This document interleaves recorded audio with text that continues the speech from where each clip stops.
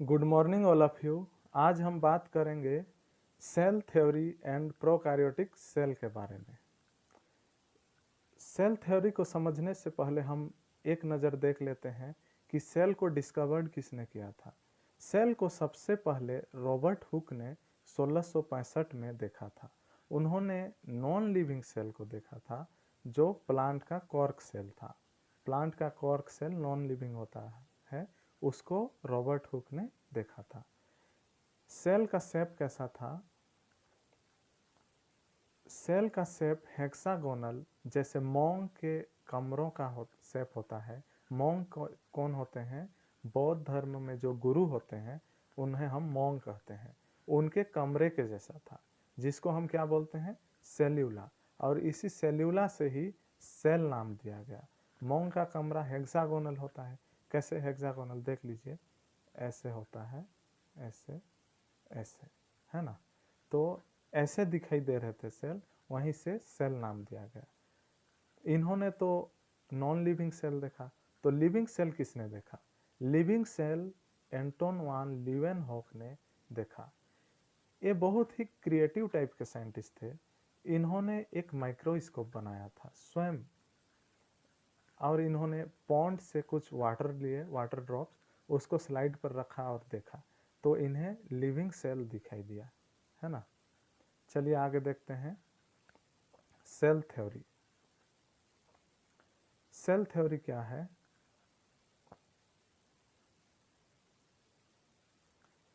इसमें 3 साइंटिस्ट हैं, तीनों को याद रखना है। सबसे पहले साइंटिस्ट आया, एक साइंटिस्ट मैथियास स्लीडन 1838 में। इन्होंने कहा plant are made up of cell, है ना। Plant are made up of cell. सभी प्लांट किससे बने हैं? सेल से बने हैं। फिर एक साइंटिस्ट और आया, थियोडोर स्वान 1839 में। इन्होंने कहा animal and plant are made up of cell. सभी एनिमल और प्लांट सेल से बने हैं। और इन्होंने बस इतना नहीं, और 2-3 डिस्कवरी कर दिए। जैसे देखो, all animal cell are covered by thin membrane. इन्होंने देखा कि सभी एनिमल सेल एक पतली झिल्ली से घिरे रहते हैं, जिसको क्या बोलते हैं? प्लाज्मा मेम्ब्रेन, है ना।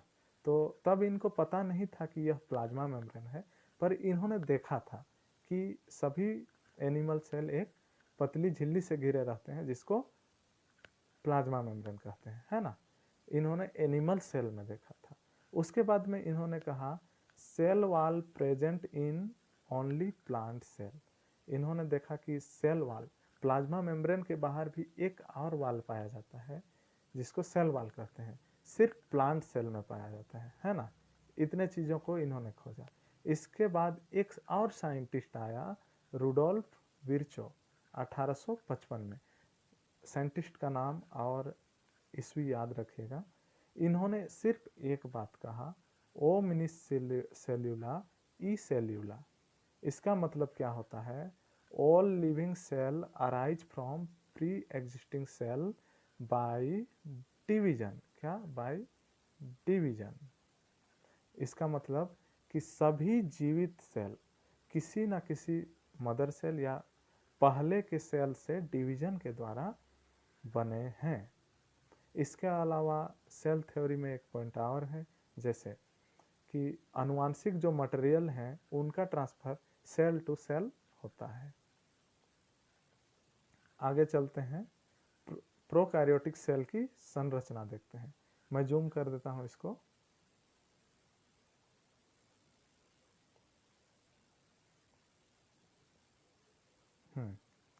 देखिए,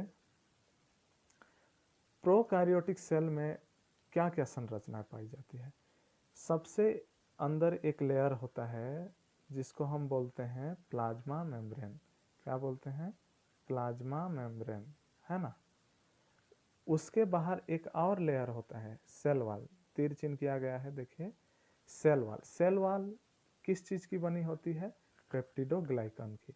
पेप्टिडोग्लाइकन क्या होता है? पेप्टिडोग्लाइकन एक पॉलीसेकेराइड होता है, जिसमें मोनोसेकेराइड, बहुत से मोनोसेकेराइड जुड़े होते हैं, है ना। उसके बाहर भी एक लेयर होता है चूंकि यूकैरियोटिक सेल में नहीं होता है, जनरली प्लाज्मा मेम्ब्रेन के बाहर एक लेयर हो सकता है प्लांट सेल में, सेल वॉल, उसके बाहर कोई लेयर नहीं होता है। पर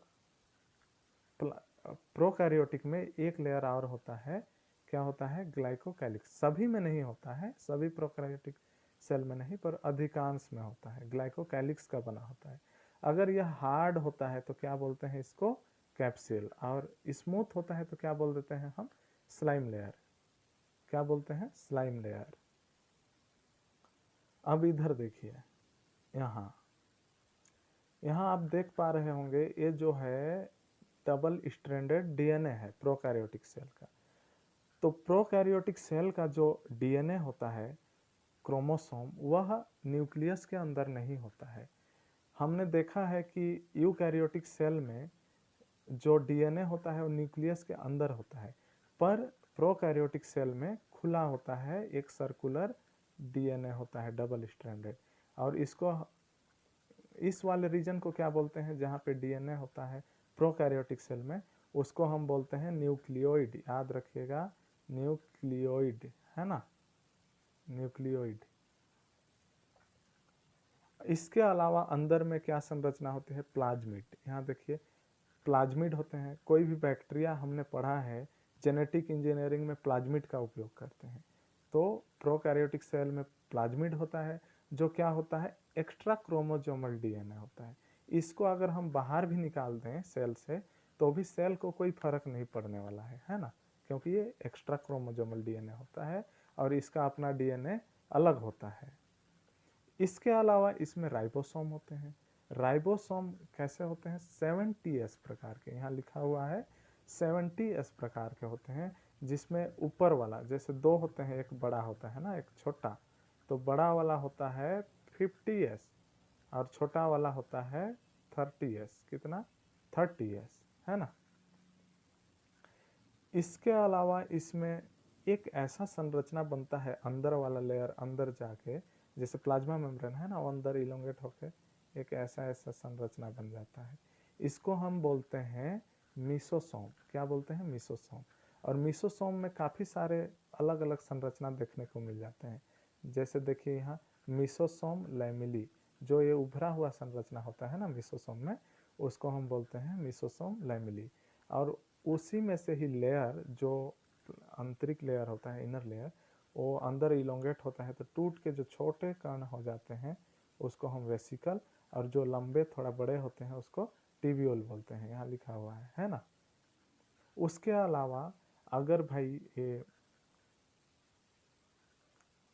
प्रोकैरियोटिक सेल है, तो इसे भी तो भोजन की आवश्यकता होती होगी, तो ये अपना भोजन कैसे बनाता है, क्लोरोफिल होता होगा इसमें, तो क्लोरोफिल होता है, क्लोरोफिल से स्वयं भोजन बनाता है। पर यूकैरियोटिक में हमने देखा है कि यूकैरियोटिक में क्लोरोफिल क्लोरोप्लास्ट में होता है, पर इसमें क्लोरोप्लास्ट होता नहीं है। तो इसमें भी ऐसा होता है, देखिए यहाँ पे जो आंतरिक लेयर होता है वो अंदर की ओर इलोंगेट हो जाता है, ऐसा है ना, और उसमें क्लोरोफिल भरा होता है, और इस रीजन को हम क्या बोलते हैं, क्रोमेटोफोर। याद रखिएगा, क्रोमेटोफोर। इसके अलावा इसमें फूड मटेरियल का संचय होता है, जैसे यहाँ देखिए, तो अगर ग्रेन्यूल्स के रूप में होता है ग्लाइकोजन का स्टोरेज, तो ग्लाइकोजन ग्रेन्यूल्स, साइनोफैसियन है ब्लू ग्रीन एल्गी, तो साइनोफैसियन ग्रेन्यूल, और फॉस्फेट अगर एकत्रित होता है तो फॉस्फेट ग्रेन्यूल्स कह देते हैं उसको, है ना। और इन तीनों को हम क्या बोल देते हैं, इंक्लूजन बॉडी। किन तीनों को, इन तीनों को, है ना। इसके अलावा और एक जानने वाली बात है, यहाँ पे देखिए, यूकैरियोटिक में क्या होता है, ट्रांसक्रिप्शन जो प्रोसेस होता है न्यूक्लियस के अंदर होता है। न्यूक्लियस में पहले डीएनए से आरएनए बनता है, फिर बाहर कहीं और जगह आरएनए से प्रोटीन बनता है ना, राइबोसोम लगते हैं।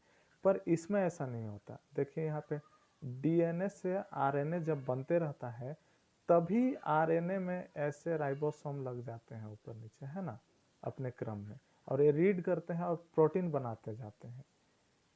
तो यहाँ ट्रांसक्रिप्शन और ट्रांसलेशन एक साथ होता है ना। और देखिए, जब आरएनए में बहुत सारे राइबोसोम एक साथ लगे होते हैं, तब हम इसको क्या कहते हैं, पॉलीजोम या पॉलीराइबोसोम, है ना। आगे देखते हैं। उसके अलावा प्रोकैरियोटिक सेल में और क्या क्या संरचनाएं होती हैं, देखो इसमें बेसल बॉडी, हुक, शाफ्ट यानी फ्लाईजिला का अंग है। इसके बाद में सिलिया, फिम्ब्रिन और पिलाई होते हैं, है ना। तो देखो यहाँ पे जो काला काला दिख रहा है, ऐसे बेसल बॉडी बनता है इसमें, क्या, बेसल बॉडी। बेसल बॉडी के ऊपर एक हुक बनता है, हुक के बाद में उसमें एक शाफ्ट लगे होते हैं, ऐसे ऐसे, है ना। देखो डायग्राम में क्लियरली दिख रहा है, शाफ्ट। इसको हम शाफ्ट को फिलामेंट बोल सकते हैं, फिलामेंट इसी को बोलते हैं, है ना। और उसके अंदर ऐसे ऐसे ऐसे संरचना दिख रहा है, उसको हम फ्लाइजिलन प्रोटीन बोलते हैं। तो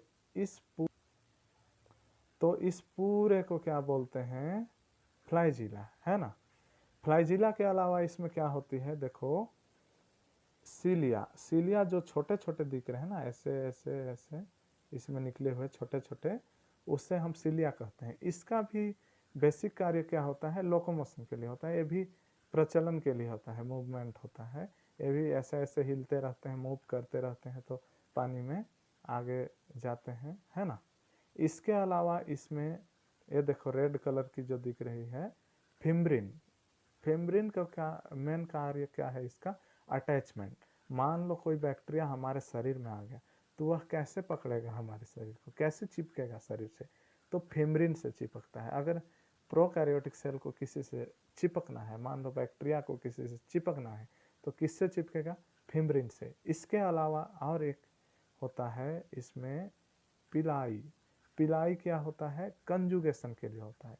मान लो दो बैक्टीरिया है, दोनों बैक्टीरिया को मैट करना है, मान लो एक बैक्टीरिया से दूसरे बैक्टीरिया में जेनेटिक मटेरियल का ट्रांसफर होना है ना। तो कैसे होगा, पिलाई से। पिलाई क्या है, कंजुगेशन ट्यूब के जैसे काम करता है ना। इधर एक बैक्टीरिया हो गया, इधर एक बैक्टीरिया, एक कंजुगेशन ट्यूब हो गया, है ना। तो इसमें से ऐसे होके इधर चला जाएगा जेनेटिक मटेरियल। आया समझ में। तो पिलाई का यही बेसिक कार्य होता है। तो पिलाई और फिम्ब्रिन, फिम्ब्रियल फॉर अटैचमेंट यहाँ लिखा हुआ है, ये दोनों एक समान होते हैं। जैसे देखो दोनों किससे बने होते हैं, पाइलिन प्रोटीन के, दोनों पाइलिन प्रोटीन के बने होते हैं। तो एक जैसे होते हैं, पर इनका थोड़ा थोड़ा कार्य डिफरेंस है। समझ में आ गया। इतना था प्रोकैरियोटिक सेल का स्ट्रक्चर। इसमें और एक चीज देखें, एक मैंने आप लोगों को क्रोमोफोर दिखाया था, सॉरी मिसोसोम दिखाया था। देखिए कहाँ पे है, ए। इसका थोड़ा सा हम लोग कार्य समझ लेते हैं। हालांकि इसमें अभी भी रिसर्च हो रहे हैं, इसका कार्य एकदम परफेक्ट तरीके से फिक्स नहीं है, फिर भी हम थोड़ा इसको देख लेते हैं, है ना।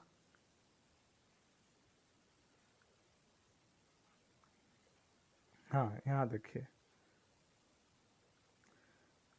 जो मिसोसोम होता है वो ऐसे लगा होता है, उसके जस्ट नीचे देखो यहाँ रेड कलर में ये क्या बना है, डीएनए है, डबल स्ट्रैंडेड डीएनए। जो ओरिजिनल डीएनए होता है वो लगता है। उसके बाद उसके जस्ट अंदर या उसके बगल में जो नया रेप्लिकेटिंग डीएनए बनता है वो बनता है। वो कैसे बनता है, डीएनए से ही रेप्लिकेशन होके नया डीएनए बनता है ना।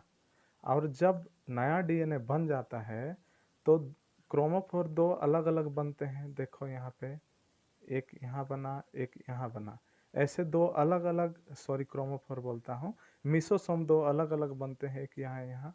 वैसे फिर दोनों डीएनए जो ओरिजिनल डीएनए है यहाँ लगेगा, और जो नया रेप्लिकेटिंग डीएनए है वो यहाँ लगेगा मिसोसोम में, है ना। और कैसे होता है देखो, धीरे से यहाँ से एक खांच बनता है, एक प्लेट ऐसे, और दो अलग अलग सेल बन जाते हैं, और दोनों सेल में क्या आ जाते हैं, डीएनए। ये इसका काम है, किसका, मिसोसोम का। आए समझ में। बस यहीं तक हमें देखना था। थैंक यू, धन्यवाद।